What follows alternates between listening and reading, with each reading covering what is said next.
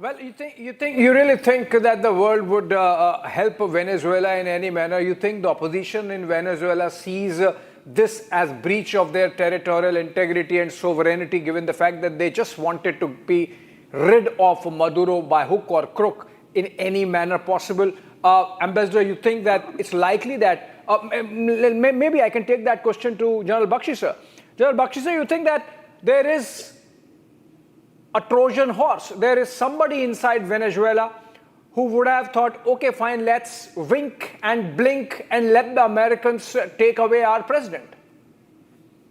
There very well could be. Right now, there is the fog of war.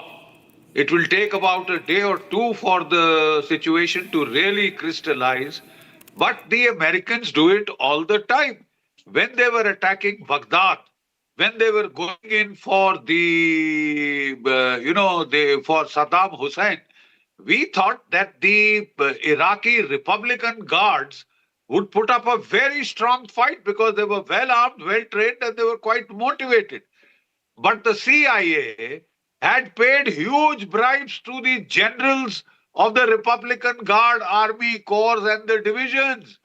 And they quietly left the battlefield and withdrew. They were promised they would get very lucrative jobs in the, when the next government came, American installed government came, they were taken for a ride. Most of them later became the ISIS. So this paying huge bribes to the opposing side's generals is nothing new. Is nothing new. They've done it in Libya. They tried to do it in Afghanistan. That it failed. And I would not in the least be surprised. The very fact that they had done a snatch operations and taken out the opposition leader to get her Nobel Peace Prize shows they have, the CIA has got its agents deeply embedded in the Venezuelan society. But they have so far not been able to create a colored revolution, a street revolution. So I thought this plan to snatch Maduro and his wife and take them away would be sort of phase 2, 3 would be people coming out in the streets orchestrated by the CIA in large number as they had come out in Bangladesh, as they had come out in Dhaka, in Nepal. Don't forget those colored revolutions. They haven't worked so far, neither in Cuba nor in Venezuela. So far, these haven't worked. So if that does not happen, what has Donald Trump gained? Apart from a very Pyrrhic victory. Because the simple fact is the vice president says she has taken charge, right? The interior minister says we are not defeated, we will fight. The real people to watch are the defense minister, Pedro, and the chief of the army staff, Lopez. These are hotheads. They are quite willing to fight. The people of Venezuela are quite willing to fight. Now the thing is, where does it go from here?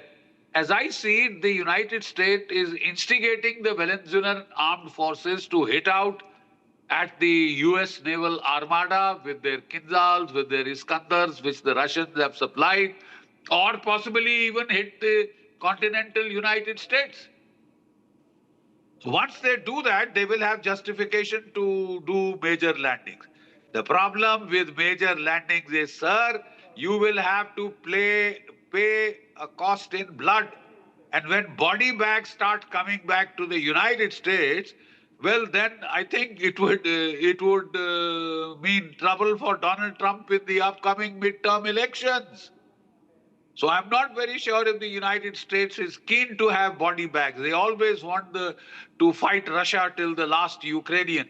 They are telling the Japanese, you fight, you die, we will sell you the weapons. So how far people will be taken for a ride remains to be seen. But there are limitations to what even the United States can do, because the United States just cannot accept body bags. And Professor Mearsheimer and others, American, geopolitical pundits were warning Trump not to get seriously involved in Venezuela because it could become a Vietnam. could become a quagmire. It could lead to mission creep and a prolonged war also.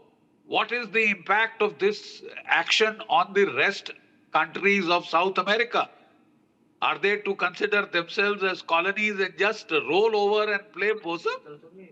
There Yeah. will be anger in South America. There is going to be anger in the third world, Yeah. in the global south. Anger in Russia, in Cuba, in China. And they will look for opportunities to pay back. If they can't pay it back in the Western Hemisphere, they'll pay it back in their own backyards. Yeah. And Russia and China were both keen to prop up, do a tit for tat. If you can prop up Ukraine in Russia's backyard and Taiwan in China's backyard, well, they will try and look for Trojan horses that they can build up in the Western Hemisphere. Yeah. And that was what Venezuela was. That is how Venezuela has courted the ire of Donald Trump. Yeah. But Donald Trump is not a unipolar power movement. The world has become a multipolar alignment, Yeah. like it was before World War I,